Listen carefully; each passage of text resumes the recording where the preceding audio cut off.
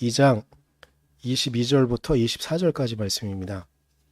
사도행전 2장 22절부터 24절까지 말씀 우리 같이 보도록 하겠습니다. 이스라엘 동포 여러분, 이 말을 들으십시오. 여러분이 아시는 바와 같이 나사렛 예수는 하나님께서 기적과 놀라운 일과 표징으로 여러분에게 증명해 보이신 분입니다. 하나님께서는 그를 통하여 여러분 가운데서 이 모든 일을 행하셨습니다. 이 예수께서 버림을 받으신 것은 하나님이 정하신 계획을 따라 미리 알고 계신 대로 된 일이지만 여러분은 그를 무법자의 손을 빌어서 십자가에 못 박아 죽였습니다. 그러나 하나님께서는 그를 죽음의 고통에서 풀어서 살리셨습니다. 그가 죽음의 세력에 사로잡혀 있는 것은 있을 수 없는 일이기 때문입니다. 아멘.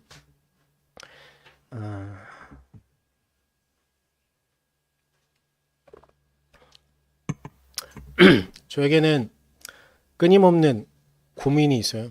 그 고민의 시작은 이때쯤부터 시작되어진 것 같아요. 저는 중등부 중학교 3학년 때 여름 수련을 통해 가지고 하나님이 저 멀리 계신 분이 아니라 엄밀히 따지면 저는 어렸을 때부터 교회 갔었는데 처음 교회 갔던 건 시골에 이러면 영호에게는 저는 여전히 35살이어야 되긴 하지만 그 옛날 얘기가 나오지만 옛날 시골에 먹을 때 참 없었어요. 그런데 교회 제가 외가에 살았었던 때였는데 외가에는 성당이 있었고 교회가 있었어요. 근데 전 어렸을 때 성당도 가봤고 교회도 가봤는데 성당과 교회 결정적인 차이가 있었어요. 뭐였냐면 교회를 가면 빵을 줬어요. 그래서 빵을 주면 당연히 교회로 가야죠. 뭐 하여튼 그렇게 가고 도시 인천으로 와서도 주변에 있는 교회들을 다니고 근데 교회 가는 게 재밌었어요. 친구들 뭐 선생님 이런 하여튼 그랬었었는데 그냥 중학교 3학년 이전에 교회는 그냥 재밌던 곳이에요. 뭐 토요일 날 교회 가면 예배를 드리는 것도 좋았고 형들 누나들 뭐 친구들 동생 솔직히 동생들에 대한 기억은 별로 없었던 것 같은데 하여튼간 그냥 그게 재밌었어요. 근데 중학교 3학년 때 여름 수련을 통해 가지고 그냥 재밌는 게 문제가 아니라 저는 되게 많이 외로움을 타고 그런 사람이었는데 하나님이 결코 나를 혼자 두지 않고 하나님이 내 아버지구나 하나님이 나를 이끌어 주신 분이구나 하는 어떤 체험이 있어서 너무 그때는 정말 너무 좋았어요. 근데 사람이 한순간이 되면 교만이 되어지는데 뭐냐면 그때쯤부터 엄밀히 따지면 중3이라기보다는 고등학교쯤 돼서부터 머리가 좀 굵어지면서부터 불만이 생긴 게 있었어요. 뭐냐면 예배를 드리면 전사님이 설교를 하거나 혹은 뭐 선생님이 설교할 때도 있고 목사님이 설교할 때도 있는데 어떤 날은 아니 대부분의 날이 그랬던 것 같아요. 설교가 재밌던 적이 별로 없어요. 그리고 설교가 뭔가 의미가 주어졌던 게 별로 기억나는 게 별로 없었어요. 그냥 항상 들으면서도 저게 저런 게 맞은 걸까? 좀 더 재밌게 말은 아니면 좀 더 알아들을 수 있게 말은 할 수 없을까? 막 이런 생각? 청년부가 되어서는 더 심했어요. 제가 청년부 때는 교회를 좀 옮겨서 다른 교회 다녔었는데 역대 제가 지금까지 경험해본 목사님들 중에 가장 설교를 못하는 목사님이셨어요. 그 교회 한 5년 정도 다녔었거든요. 근데 정말 웃긴 건 뭐냐면 나는 설교를 들으면서 눈물 콧물 다 뺀 적이 딱 2번 있는데 그 목사님이 설교하셨을 때요. 되게 모순이죠. 그러니까 되게 웃긴 것 같아요. 하여튼 그런데 하여튼 그때 청년부 때 이제 신학교 가기 직전인 것 같아요. 목사님이 설교를 들으면서 설교를 이렇게 하면 너무 안 들리니까 어떻게 하겠다 막 혼자 그림을 그려봤죠. 그렇다고 그때 제가 교학교 뭐 설교를 하거나 이러긴 했었는데 그냥 청년부의 자격으로 혹은 교학교 선생님의 자격으로 근데 지금도 너무나 부끄러웠던 설교를 그때 한 2번 정도 했어요. 그래서 이게 엄청 어려운 그런 거였었어요. 하지만 신학교를 가고 공부하면서 그리고 이제 신학생이 되어지고 간사 그리고 전도사 이런 시간들을 거치면서 나름 되게 오랜 기간 동안 교만한 시간들을 좀 보냈어요. 내가 설교를 다른 사람보다 못하진 않아. 이런 생각. 솔직히 말하면 난 다른 사람보다 설교는 잘해. 이렇게 생각을 했던 시기들 아직도 여전히 그런 마음이 조금 있긴 하지만 그런 시기를 거쳐섰어요. 그런데 이 설교는 하면 할수록 어렵고요. 설교는 하면 할수록 제대로 하고 있나라는 의문이 계속 들어요. 그리고 어느 날은 너무 못한 것 같은 때가, 사모님은 기억하고 있을 텐데 제가 작년 언제쯤에 어디 가서 설교를 하고 와서 한 일주일 정도 알았어요. 스트레스가 너무 받는 거야. 아, 설교를 너무 못했어. 이 마음이 뭐 들어가지고 진짜 한 이틀은 알아두었고 한 일주일 내내는 완전 의욕 상실에 이렇게 지낸 적이 있었어요. 여전히 그렇거든요. 근데 설교를 할 때 가장 큰 저의 부담은 뭐냐면, 설교를 처음 어렸을 땐, 그리고 전도사 그리고 사람들이 칭찬하고 있때는 그냥 이런 느낌이었어요. 아, 내가 설교를 잘했다, 설교를 못했다가 중요했던 것 같아요. 근데 점점 설교를 하면서 계속 저에게 주어지는 부담감은 뭐냐면, 설교를 잘하고 못한 게 문제가 아니라 사람들이 이 설교를 듣고 어떤 마음이 드는가가 더 중요한데, 저는 그 부분에 대해서 너무 계속 부담이 되는 거예요. 저는 종종 사람들에게 물어봐요. 오늘 설교는 어땠어요? 물어보면 저는 개인적으로는 설교를 잘했네, 못했네, 최근은 그런 마음으로 묻는 게 아니거든요. 오늘 설교를 들으면서 어떤 마음이 들었는지, 그리고 어떤 생각이 들었는지에 대한 질문이거든요. 근데 대부분의 사람들은 아, 오늘 설교 좋아서요가 끝이에요. 근데 내가 듣고 싶은 말은 그게 아닌데, 설교를 들으면서 어떤 마음이 들었어요. 그리고 뭐 예화든 아니면 예수 그리스도에 대한 이야기든 그 말씀들을 들으면서 내가 어떻게 살아야겠어라는 생각을 던져주고 싶은데 그게 참 어렵더라고요. 설교라는 건, 그리고 이런 고민을 한 결정적인 이유는, 제가 전도사 사역을 시작하면서부터 설교를 계속 해야 하는데 어떤 이들은 너무 잘 들어요. 그리고 실제로 그리고 어떤 아이들은 실제로 그 말씀을 들으면서 적용하려고 노력하는 것들이 보여요. 그럼 설교자로서는 최고죠. 근데 그런 경우는 정말 극소수거든요. 대부분의 사람들은 지난주에 이렇게 하면 안 된다고 했지만 다음 주에 예배드리러 왔는데 지난주랑 똑같이 하고 있어요. 그럼 막 설교 전에 딱 올라가서 어떻게 해야 되지? 내가 지금 무슨 말을 하고 있는 거지?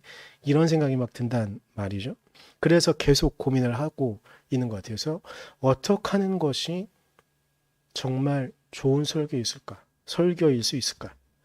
그래서 찾아보게 되는 게 오늘 본문의 이야기예요. 설교는 성경 안에는 설교의 형식을 갖고 있는 말씀들이 그렇게 많지는 않아요. 특히 복음서에는 우리가 착각하는 게 있는데, 예수님의 말씀은 설교가 아니에요. 원래 설교란 예수님이 어떤 분인지에 대한 이야기를 하는 것이기 때문에 그것이 설교이지, 예수님의 말씀 자체는 설교가 아니거든요. 그건 그저 말씀인 거예요. 그래서 엄밀히 따져보면 사도행전부터 나오는, 그리고 특히 사도 바울은 그가 쓰는 편지의 대부분이 다 설교라는 형식을 갖고 있는 것이기 때문에 설교일 수 있지만, 일단 성경 안에서 처음 형태를 갖고 있다고 말할 수 있는 게 사도행전에 나오는 설교들이에요. 그 중에 특별히 오늘 사도행전 2장에서 베드로가 하고 있는 설교가 성경에 나오는 첫 번째 설교예요. 그런데 대략 사도행전에 몇 번의 설교가 나오는데요. 대표적인 설교가 몇 가지 있다고 한다면, 사도행전 2장에서 베드로가 하고 있는 오순절 설교가 첫 번째 설교라고 볼 수가 있고요. 두 번째 또 의미를 갖고 있는 설교는 사도행전 7장에 스데반 집사가 한 설교예요.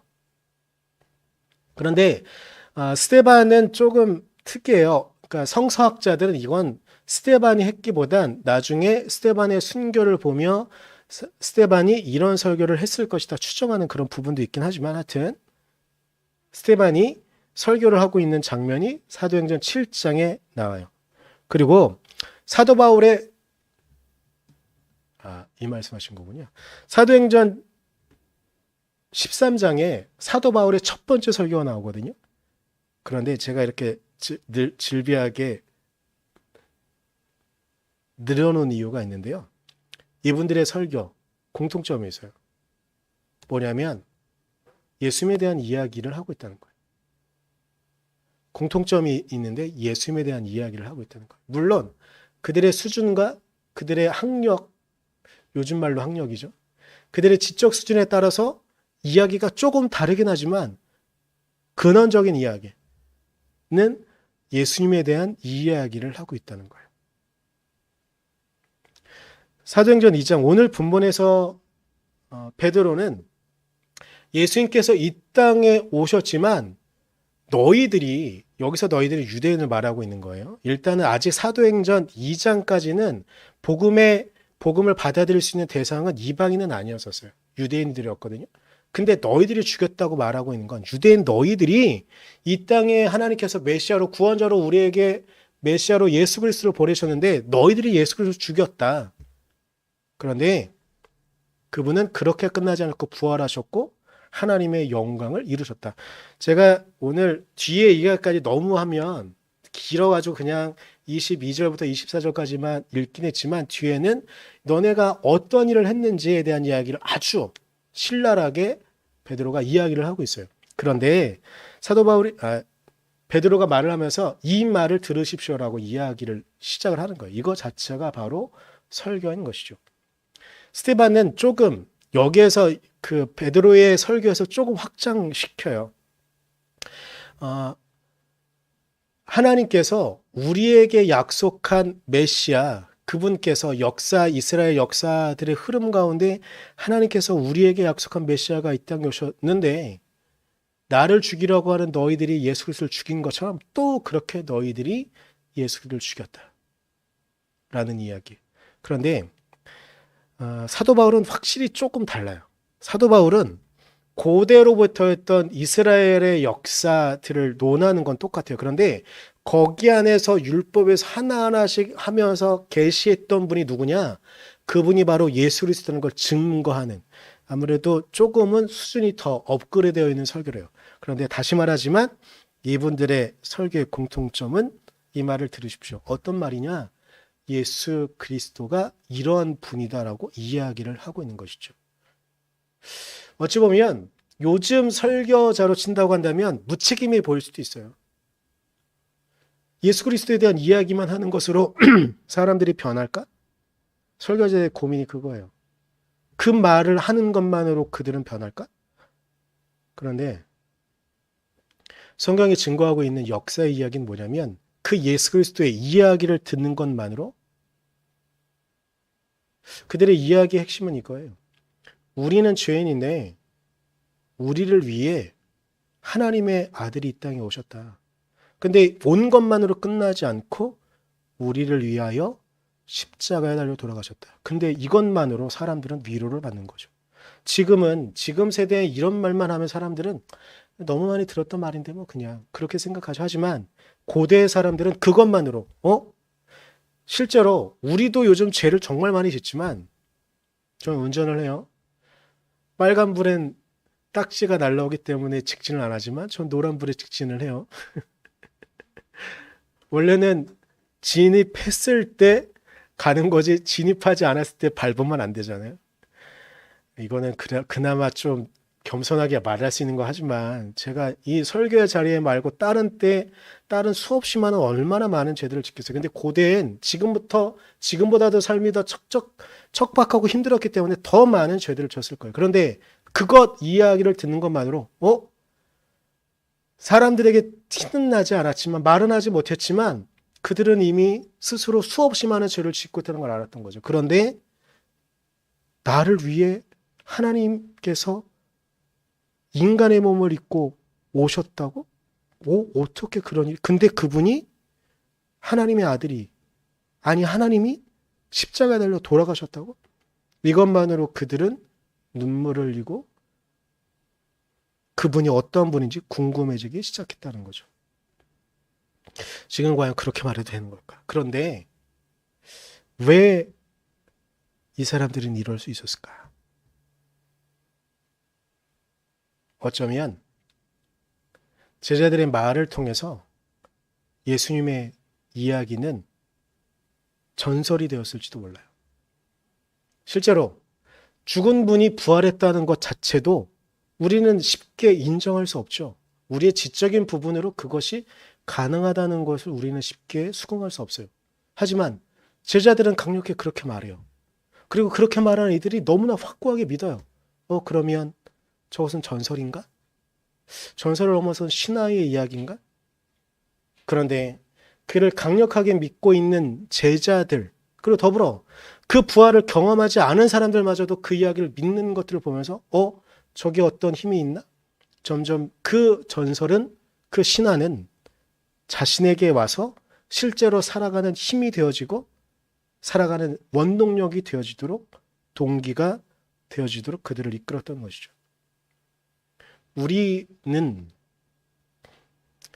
우리가 살아가는 현대에는 그런 이야기들에 대해 일단은 수긍하지 못하겠는 건 일단 넘어가자라고 이야기하지만 그들은 그걸 너무나 확고하게 믿었어요. 어떻게 그럴 수 있지? 그런데 그것을 믿는 이들의 삶이 평상시를 살아가는 우리와 너무나 다른 것을 보며 믿어가야 되는 것인가? 그런데 그렇게 또 살아가다 보니 자신과 자신이 지금까지 살아왔던 과거의 삶과 달라지는 모습들을 발견하며 이것은 전설이 아니라 신화가 아니라 내가 삶으로 실제로 살아갈 수 있는 것인가? 라는 의문을 갖게 되고 점점점 그렇게 살아가다 보면 자신의 삶도 변하고 주변의 삶도 변하는 것들을 보면서 그들은 제가 처음에 설교에 대한 고민을 가졌던 것처럼 어떻게 하면 설교를 듣는 이들의 삶이 바뀔까? 아니, 고대의 그들은, 그리고 우리 신앙의 선배들은 실제로 그렇게 삶이 바뀐 삶을 살아가는 것. 그것이 증거되어졌던 것이죠. 지난주에 저는 새벽 말씀을 묵상하다가 처음부터도 약간 신호가 왔는데 말씀을 읽다가 울컥울컥해서 말씀을 읽다가도 울컥울컥하고 그리고 이야기를 하다가도 울컥울컥했던 적이 있었어요. 시편 137편을 묵상할 때였어요. 시편 137편은 이스라엘 백성이 나라가 멸망한 거예요. 바빌론이 이스라엘을 남유다까지도 완전히 멸망시킨, 그래서 다 포로로 잡혀가 있는 상황에 예루살렘으로 돌아가길 꿈꾸며 하나님께서 그 원수를 갚아주길 바라며 기도하는 내용이 담겨져 있는 것이거든요. 그런데 지난주에 큰 뉴스 중에 하나는, 지난주 주말부터 큰 뉴스 중에 하나는 뭐였냐면 유에로나마 이 땅에 돌아온 장군님이 한 분 있었어요. 홍범도 장군이란 분이죠. 그분은 조선 말기에 태어났지만 이 땅의 독립을 위해서 싸웠던 그런 분이고, 정규군 간의 싸움 가운데 최초로 일본을 정규군이 어떻게 이겼을까? 지금 생각하면 도저히 불가능한. 하지만 지형을 이용하고 사람들의 작전을 쓰고, 그리고 일본이 조선군을, 대한독립군을 무시하고 있다는 걸 이용해서 그 심리까지 이용해서 완벽한 대승을 이끌었던 분이에요. 한 번만이냐? 아니면 그게 아니고 김자진 장군과 같이 했던 그때에도 두 번이나 대한독립군의 역사 가운데 그렇게 두 번의 대승을 이룬 분은 홍범도 장군 말고는 없거든요. 근데 그분이 돌아왔어요. 근데 그분의 삶, 여러분들이 뉴스를 보거나 내용들을 조금 알면 아시겠지만 원래 그분이 카자흐스탄에 계실 분이 아니거든요. 하지만 소련은 조선인들을 의심했어요. 그래서 원래 연해주에 있어야 했던 고려인들을 강제로 저 중앙아시아 쪽으로 강제로 이주시킨 거죠. 근데 강제로 이주시키는 가운데 소련이 우리 조선인들을 배려하냐면 전혀 배려하지 않았어요. 한겨울에 이동을 시켰는데 이동 가운데도 수없이 많은 고려인들이 죽음을 맞이했고요. 카자흐스탄에 정착하는 과정 가운데 정말 많은 사람들이 죽음을 맞이했어요. 근데 거기에 홍범도 장군도 같이 갔던 거죠. 강제로 그렇게 끌려갔던 거예요. 그리고 그분의 말년은 결코 행복하지 않았어요. 그리고 그분이 연해주로 피신하기 이전에 이미 일본과 봉오동 전투라는 큰 전쟁을 일으키기 전에 이미 자신이 사랑하는 아내, 그리고 자신이 사랑하는 두 명의 아들은 이미 잃었던 불행한 삶을 사셨던 분이기도 했어요. 그런데 그분이 돌아오는 순간 가운데 137편, 특히 3절을 읽는데 마음이 너무 아팠어요. 제가 읽어드리면 우리를 사로잡아 온 자들이 거기에서 우리에게 노래를 청하고 우리를 짓밟아 끌고 온 자들이 저희들 흥을 돋우어 주기를 요구하며 시온의 노래가락을 저희들을 위해 불러보라고 하는구나. 비웃는 거죠. 어쩌면 일제 강점기 동안 그렇게 보이지 않을 것 같은 독립운동을 하던 수없이 많은 이들을 일본인들은 이렇게 비웃었을 거예요. 심지어 친일에 넘쳐나서 그것이 정당하다고 말했던 한국 사람들마저도 그 독립군들을, 그 독립운동을 하는 이들을 이렇게 말했던 것처럼 비웃었을 거예요. 근데 그 마음이 다가오는데 마음이 막 너무 아파서 읽는 것만으로도 눈물이 났었어요. 그리고 그 이야기를 하는 것만으로도 눈물이 났었어요. 그런데 제가 굳이 홍범도 장군에 대한 이야기를 하는 건 홍범도 장군의 이야기는 어찌 보면 우리에겐 전설인지도 몰라요. 신화인지도 몰라요. 하지만 그분이 간 그 길이 우리 안에 다가오면 아, 그래. 나라 사랑하는 게 이런 거는 아닐까?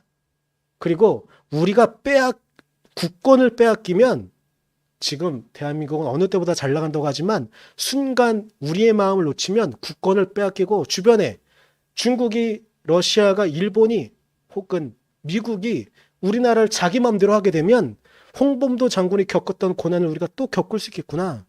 이제 홍범도 장군의 전설은 신화는 우리에게 다가와서 우리가 삶으로 살아가야 되는 이야기가 되는 것이죠. 혹은 김자진 장군의 그 이야기가 우리에게 전설과 신화로만 끝나는 것이 아니라 우리가 따라가고 우리가 지켜야 되는 그런 이야기가 되는 것이겠죠. 그런 의미에서 김구 선생님이 자주 인용했다는 식구가 하나 있어요.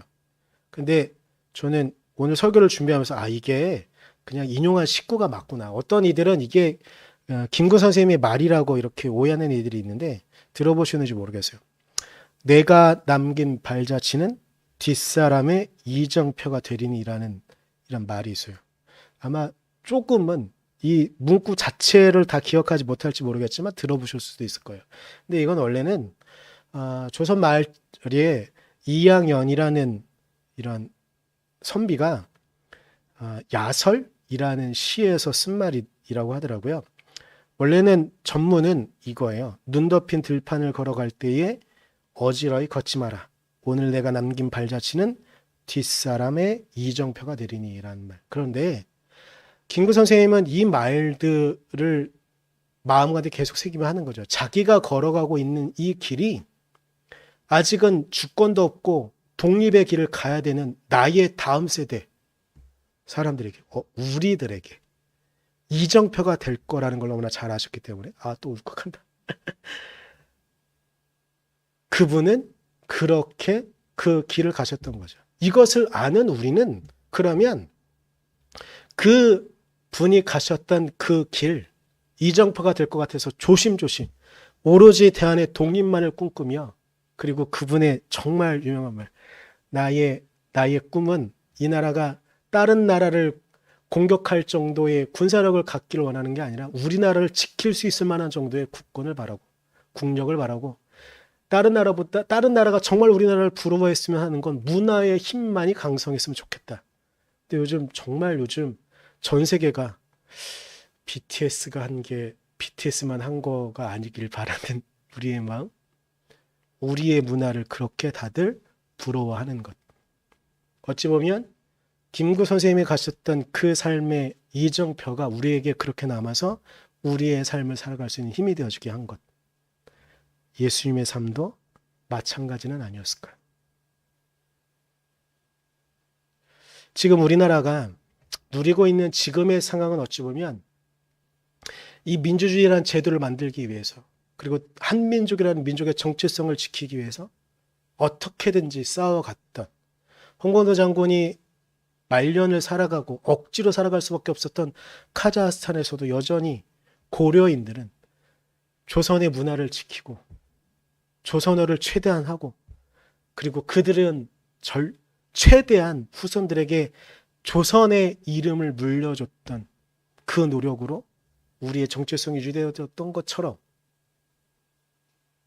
민주주의를 이루기 위해 누군가의 형이었고 누군가의 누나였던 이들의 발자취덕에 우리는 이러한 시기를 맞고 있는 것은 아닐까. 여기서 주변 정세를 보면 요즘 일본을 보면 정말 답답합니다. 요즘 일본은 우리가 어렸을 때 보았던, 그리고 얼마 전까지만 보아도 그들은 좀 분명한 민주주의 국가였고, 그런데 지금 자세히 보면 그들은 민주주의 국가가 아니었습니다.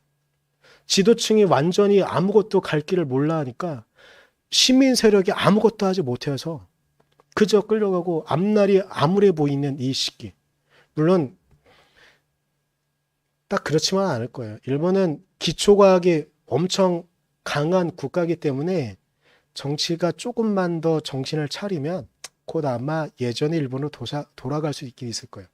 문제는 정치가 아직도 정신을, 민주주의를 제대로 이루지 못하고 있어서 문제가 되는 거죠. 근데 우리 교회도 마찬가지예요. 우리 기독교인들도 마찬가지였던 거예요.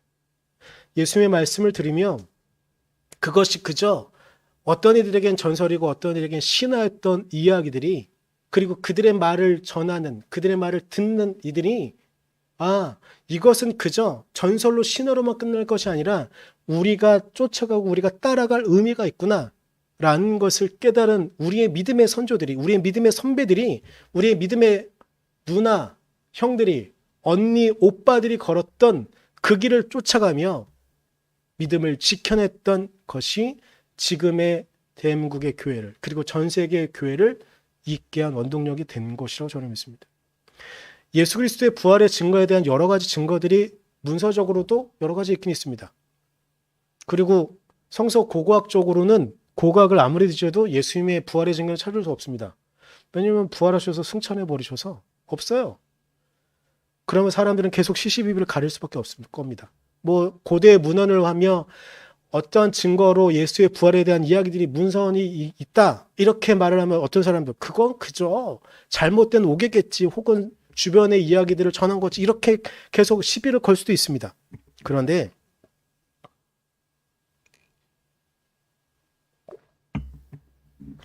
한스킹이라는 신부님이 왜 그리스도인인가라는 책을 쓰셨는데, 제가 그걸 보면서 너무 충격이었고 너무나 기쁜 이야기가 하나 있었어요. 뭐냐면 부활의 증거 가운데 어느 누구도 부정할 수 없는 하나의 증거가 있는데, 그건 무엇이냐면 제자들이 바뀌었다는 거예요. 복음서의 제자들은 한심합니다. 복음서의 제자들은 예수님을 끝까지 오해하고 예수님을 자기 마음대로 쓰고 싶어 했습니다. 이용하고 싶어 했습니다. 그런데 예수 그리스도의 부활을 경험한 제자들은 자기만을 위한 삶을 살아가지 않습니다. 자신의 스승을 위한 삶을 살아갑니다. 자신들이 섬겨야 되는 예수 그리스도를 위한 삶을 살아갑니다. 그 증거 앞에 어떠한 반론도 할 수 없다는 것이 가장 강력한 증거라고 한스킹은 말합니다. 더불어 그 제자들의 삶을 바라보며 초대교회 교인들의 삶이 변하기 시작합니다. 그리고 예수 그리스도에 대한 이야기를 들으면서 중세, 그리고 우리나라의 복음이 증거되어지면서도 또 초기의 한국의 교인들의 변화되어진 삶을 보며 누구보다 가장 강력한 증거가 되어지는 것은 아닐까요? 지난주에 또 이런 일들이 좀 있었는데, 갑자기 저희 교회에 어떤 분이 제가 전화를 왔어요. 어떤 권사님이래요. 우리 교회에 예전에 왔던 적이 있다고 하시면서 목사님께 뭐 드릴 게 있어서 왔다고 하면서, 근데 제가 없어서 그래서 그냥 문 앞에만 두고 가시라고 하고 복숭아를 두고 가셨어요. 근데 이분이 왜 오셨냐면 그분이 다니시는 교회에서 어떤 세미나를 하고 있는데 이 세미나를 목사님이 정말 좀 참여했으면 좋겠다고.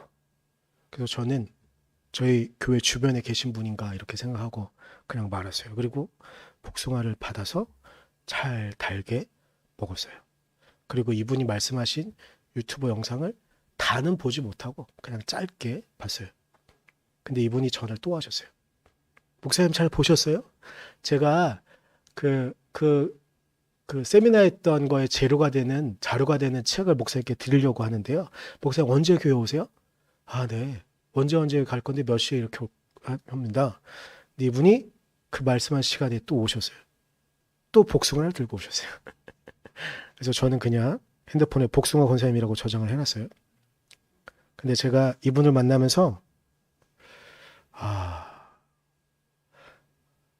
이 권사님에 계신 교회 목사님은 정말 좋겠다. 목사님이 세미나를 하니까 주변에 있는 사람들에게 알려줬으면 좋겠다 이런 말씀하셨겠죠. 그러니까 이분은 목회자 세미나니까 사람들을 찾아다니는 게 아니라 목회자들을 떠는 거예요. 근데 이 권사님의 말씀을 듣다 보니까 예전에 왔던 기억이 나서. 근데 저를 만나셨던 건 아니에요. 보니까 우리 선화목적에 처음 한용열 목사님이 아니고 처음 목사님 때 아마 오셨던 것 같아요. 근데 그게 생각이 나서 떠올리다. 근데 더 놀라운 사실은 이분의 집은 우리 교회 근처가 아니었었어요. 오류동이었어요. 오류동에서 그 교회 목사님이 세미나를 한다고 하니까 이걸 누구에게 증거하고 싶으니까 우리 교회에 온 거예요. 이분이 왜 그럴 수 있느냐? 돌아가신 이 교회를 세우신 목사님이 박유신 목사님이라는 분이 계신데 이분이 그분에게 너무나 중요한 분인 거예요. 근데 이분이 이렇게 살라고 했으면 그렇게 살려고 하는 거예요. 근데 이 박유신 목사님은 끊임없이 하나님에 대한 이야기를 했으니까 그 박유신 목사님이 하는 이야기가 그 돌아가신 목사님이 하신 말씀이 그런 거니까 순종하고 따라야 되니까. 근데 또 세미나 하라고 하니까. 근데 이 마음을 갖고 움직이신 그 한 분, 어찌 보면 이 땅에 교회가 있을 수 있는 이유는 그렇게 순수하게 하나님의 말씀으로 생각하는 걸. 저는 이분이 연세가 곧 70이 돼 보였거든요. 60은 넘어 보이셨고 땀을 뻘뻘 흘리시면서 이렇게 오셨어요. 그리고 교회 방문하는데 그냥 오면 안 되니까 요 앞에서 복숭아를 사서 오신 거죠. 그렇게 하나님의 말씀을 따랐던 이들이 있었던 거예요. 그들이 우리의 신앙을 잊게 만든 거죠. 어찌 보면 제가 설교할 수 있도록 그런 분들이 이 땅의 교회를 유지시키신 것이죠. 오늘 본문에 베드로는 말합니다. 이 말을 들으라고 하고 있습니다.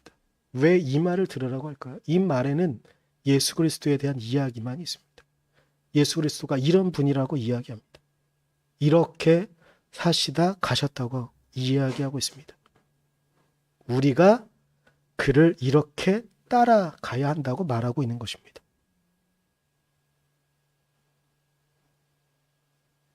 어찌 보면 베드로는 이미 전설이 된, 이미 신화가 된 예수님에 대한 이야기를 하고 있는 것일 겁니다.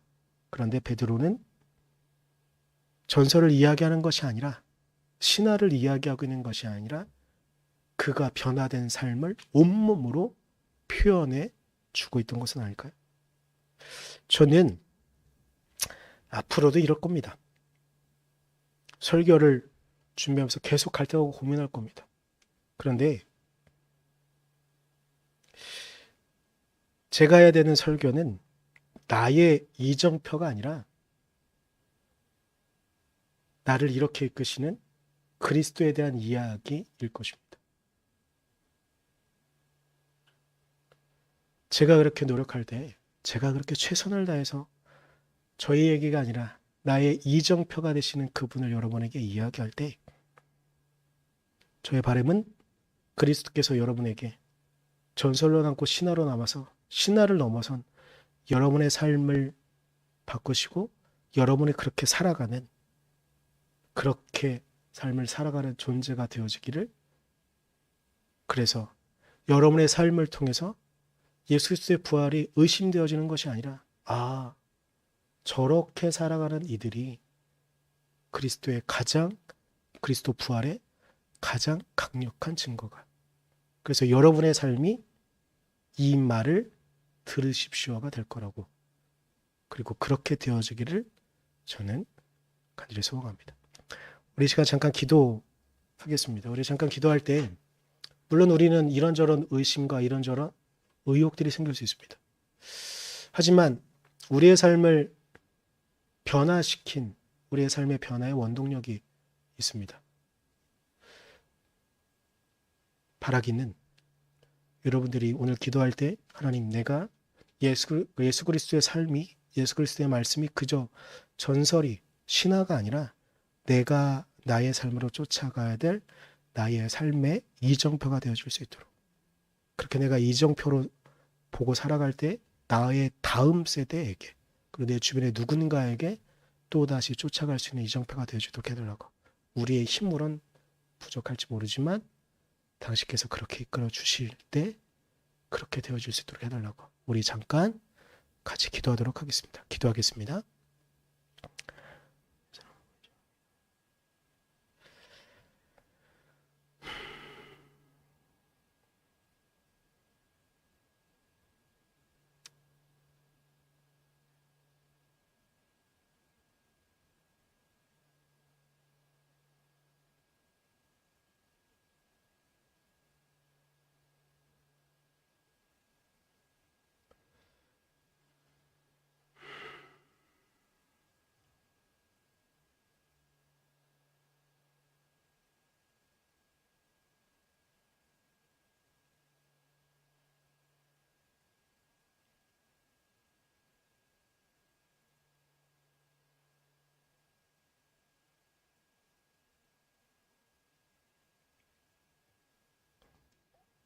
연하에 기도합니다. 주님, 당신께서 이 땅에 오셔서 당신의 온 생애와 온 삶을, 온 생명을 우리를 위해 내어 주셨음을 우리는 믿으며 그 삶을, 그 삶의 궤적을 우리가 이정표 삼아 쫓아갈 수 있기를 간절히 소망합니다. 하지만 우리의 모습은 여전히 욕심과 이런저런 두려움으로 당신의 길을 쫓아갈 수 없을지 모르겠으나 당신께서 우리에게 힘을 주시면, 또한 당신께서 그렇게 우리를 이끌어 주시면 그 길을 따라갈 수 있는 줄 믿습니다.